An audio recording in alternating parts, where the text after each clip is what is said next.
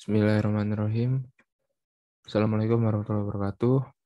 Perkenalkan, nama saya Irfan Taufik Rahman. Saya dari kelas 2D3 Teknik Informatika kelas B dan NRP saya yaitu 31205040 saya.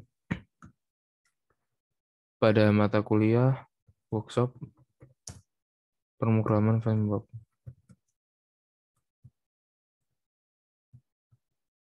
Pada kesempatan kali ini saya ingin menjelaskan tentang modul 7. Oke. Oke. Pada mata kuliah workshop pemrograman framework yang diampu oleh Pak Syauki. Oke. Selanjutnya yaitu ada DAO atau Database Access Object. Database Access Object dibangun di atas PDO atau PHP Data Object. PDO merupakan extension yang menyediakan antarmuka untuk mengakses database menggunakan bahasa PHP. DAO menyediakan Object-Oriented API untuk mengakses database relasional. Lalu, yang mendukung DBMS ialah berikut ini: MySQL, MariaDB, SQLite, PostgreSQL, QBreed versi 9.3 ke atas, Oracle MySQL versi 2008 ke atas. Singkatan DBMS sendiri ialah database. Oke. Kalau begitu, selanjutnya yaitu koneksi ke database. Di sini terdapat return, lalu komponen, DB, kelas, DSN, username, password, dan char set. Yang dimana char set ini sudah defaultnya seperti ini. Lalu selanjutnya itu untuk dapat mengakses database harus terhubung ke database tersebut dengan cara membuat instance dari /db/connection. Akses ke database seringkali dilakukan dari beberapa tempat berbeda. Seperti koneksi database akan lebih cepat jika dikonfigurasikan pada application komponen seperti script di atas. Lalu Anda dapat mengakses koneksi ke DB di atas melalui y.4 $app lalu panah DB. Konfigurasi di atas merupakan contoh koneksi database MySQL untuk database lain. Pastikan nilai dari properti DSN diisi dengan nilai yang sesuai dengan database server yang digunakan. Sebagai contoh, nilai properti DSN untuk database PostgreSQL adalah PGSQL host .2 host sama dengan localhost port 5432 dbname my database. Untuk dbname sendiri ialah nama database-nya sendiri. Lalu selanjutnya di sini menjalankan SQL query. Untuk menjalankan SQL query, panggil fungsi create command dan memasukkan SQL query sebagai parameternya. Kemudian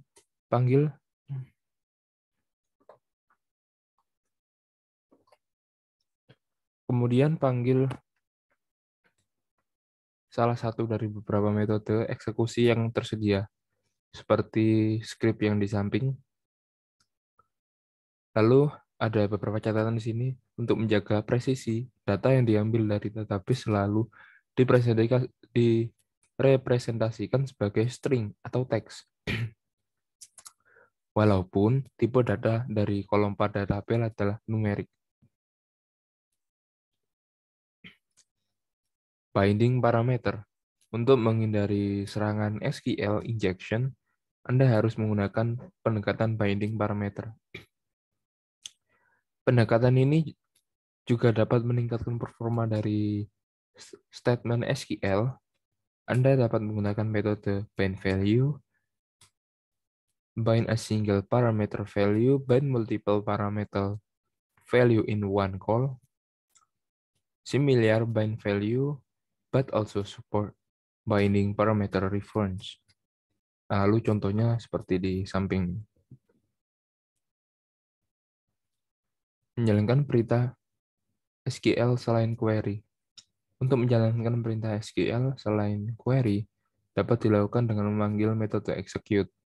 Untuk perintah-perintah DML selain menuliskan statement SQL dasar, dapat juga dilakukan dengan metode insert, update, atau delete sebelum memanggil metode execute.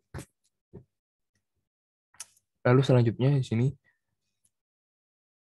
seperti code di samping, ialah ada $db sama dengan $i.4 $app panah db. Seperti itu contohnya. Lalu saya lanjut. Meletakkan nama tabel dan kolom dalam tanda petik quote. Ada kalanya Anda perlu menuliskan perintah SQL yang di dalamnya terdapat tabel atau kolom dalam tanda petik. Misal Anda ingin menjalankan perintah SQL, select sum salary from employee. Aturan penggunaan code berbeda dengan di BMS satu dengan lainnya, menambahkan kerumitan dalam menuliskan perintah SQL untuk aplikasi database agnostik tidak terkait dengan jenis DBMS.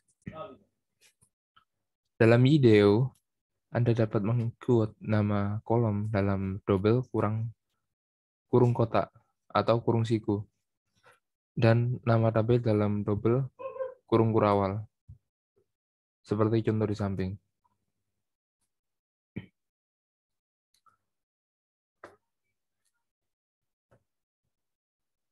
Multiple DBMS. Dalam sistem yang besar, kompleks, seringkali terdapat beberapa server database untuk data yang sama. Untuk performa, Anda mungkin perlu mengaplikasikan strategi bahwa penulisan data dilakukan di BMS master, sedangkan pembacaan data di BMS slave. Lalu untuk menerapkan strategi di atas, Anda perlu mengatur konfigurasi koneksi database Anda seperti script di samping ini. Dengan konfigurasi seperti script di samping, setiap menggunakan metode execute akan dianggap sebagai perintah write dan dilakukan pada DBMS master. Sedangkan penggunaan metode query XYZ akan dianggap sebagai perintah read, dilakukan pada DBMS slave. Nah, selanjutnya di sini ada bekerja dengan database skema. IDEO menyediakan metode lengkap untuk manipulasi objek-objek di dalam database. Metode tersebut adalah create table, rename table, drop table, truncate table, add column, rename column. Drop column untuk removing a column, altering a column, alter column untuk altering column, add primary key untuk menambahkan primary key, lalu drop primary key untuk menghapus primary key, add foreign key untuk menambahkan foreign key, drop foreign key sebagai menghapus foreign key. Lalu selanjutnya di sini ada query builder. Query builder dibangun di atas IDEO. Dengan query builder, memungkinkan Anda untuk membentuk statement SQL secara agnostik. Penggunaan query builder normalnya menggunakan dua langkah. Yang pertama, membuat objek i \db\query yang merepresentasikan SQL query. Kedua, menjalankan metode query, misal al lalu diberi kurung dari i \db\query untuk mengambil data dari database. Script di atas menjalankan statement SQL seperti di bawah ini. Seperti ini scriptnya. Lalu di sini select ID email from user where last name sama dengan last name, limit 10. di mana find parameter last name diisi dengan teks Jono dengan beberapa catatan, yaitu query builder secara otomatis akan menggunakan find parameter. Select, metode select digunakan untuk memilih kolom, misal query select ID email, yaitu nantinya akan memilih kolom ID ataupun email dari dari data yang sudah ada, dari database yang sudah ada. Lalu dalam SQL query, seringkali kita menambahkan nama tabel di depan nama kolom yang dipilih. Anda dapat melakukannya dengan $query select user ID, user.id, atau user.email. Yang dimana ialah yang berfungsi memilih tabel user, memilih database user ke tabel ID, lalu database user ke tabel email. Lalu yang ketiga itu Anda dapat menambahkan alias untuk kolom dengan cara query select ID as ID user email. Lalu seperti di bawahnya, as bisa diganti dengan sama dengan panah. Oke, selanjutnya Anda juga dapat menggunakan fungsi dalam database dengan cara query select concat first name, lalu koma spasi dan koma last name as full name email. Seperti itu. Lalu Anda dapat menggunakan metode nSelect untuk menambahkan kolom yang dipilih. Pertama, $query select ID, email.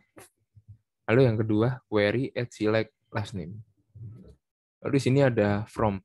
Metode from digunakan untuk menggunakan tabel di mana query akan dilakukan, misal query from user. Anda juga dapat menjalankan SQL query pada lebih dari satu tabel. Contoh, query from user post. Untuk menggunakan tabel alias dapat Anda lakukan dengan cara query from user u post p, atau query panah from u as user atau p as post. Anda juga dapat menggunakan subquery pada from. Contoh, subquery new query select ID from user where status sama dengan 1. Lalu di sini query $query panah from u as subquery.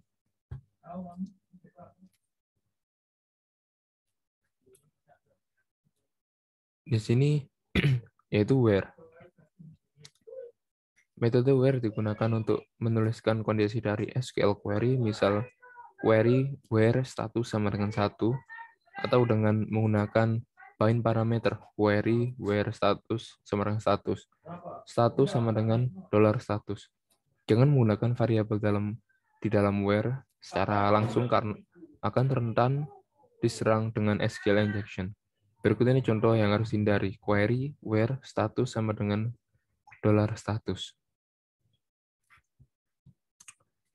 Yang dimana ini SQL injection ialah sebuah serangan di mana pihak luar tanpa permission ataupun tanpa izin dapat mengakses database yang ada. Lalu selanjutnya yaitu pembahasannya, Anda dapat menuliskan beberapa kondisi di dalam where. Menggunakan hash, format, beberapa kondisi ini digabungkan dengan operator AND, contoh $query, where, status sama dengan 10, type null, ID, 4815.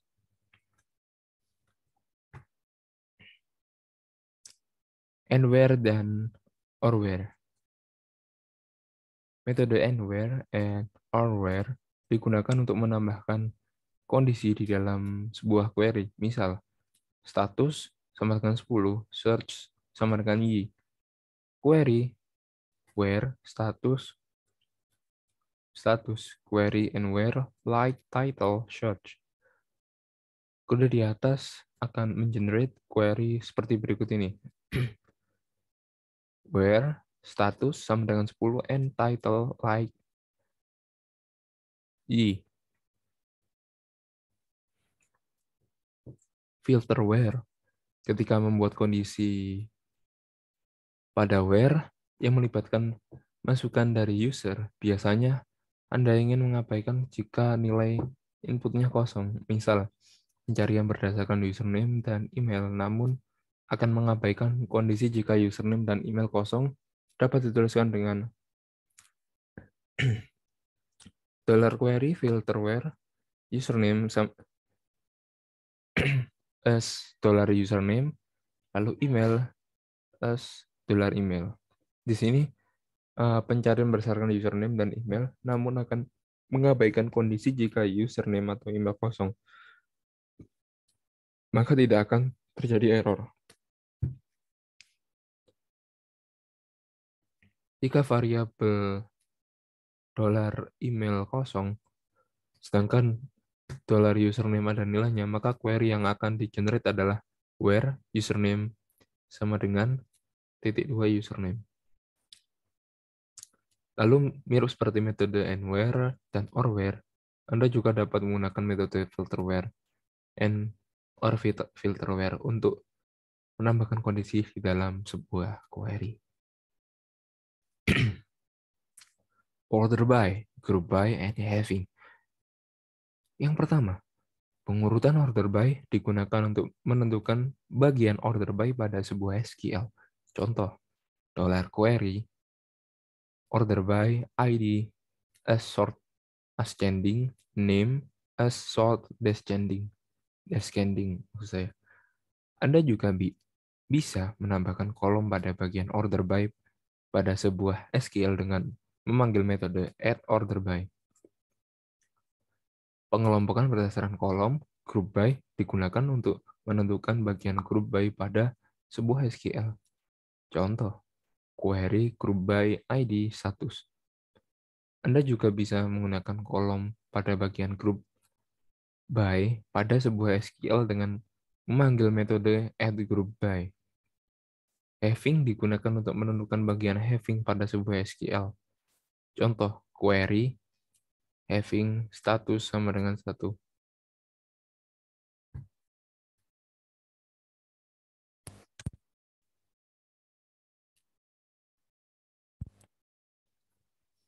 Lalu selanjutnya itu Anda juga bisa menambahkan kolom pada bagian having pada sebuah SQL dengan memanggil metode add having. Limit dan offset. Yaitu di sini ada limit dan offset digunakan untuk menentukan limit, batas, offset, juga batas. Pada sebuah SQL, contoh, limitnya 10, offset 20. Untuk di BMS, yang tidak mendukung limit dan offset, misal MS SQL, MySQL, Query Builder akan mengenerate statement SQL yang mengumulasikan fungsi limit atau offset. Lalu di sini yang terakhir adalah query method. Al returns an array of row with each row being an associate array of name value pairs. 1 returns the first row of the result. Column returns the first column of the result. Scalar returns of scalar value. Locate at the first row and the first column of the result. Exists returns a value. Indicate whatever the query contains any result. count returns the result of a count query.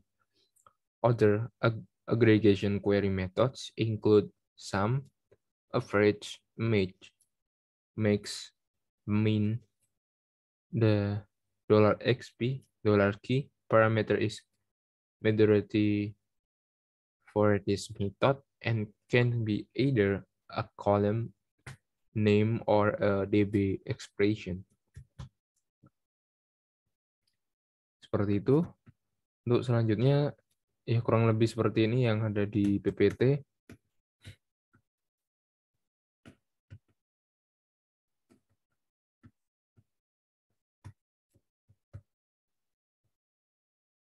Ya, karena sudah habis,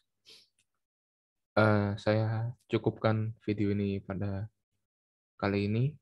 Kurang lebihnya saya mohon maaf. Wassalamualaikum warahmatullahi wabarakatuh.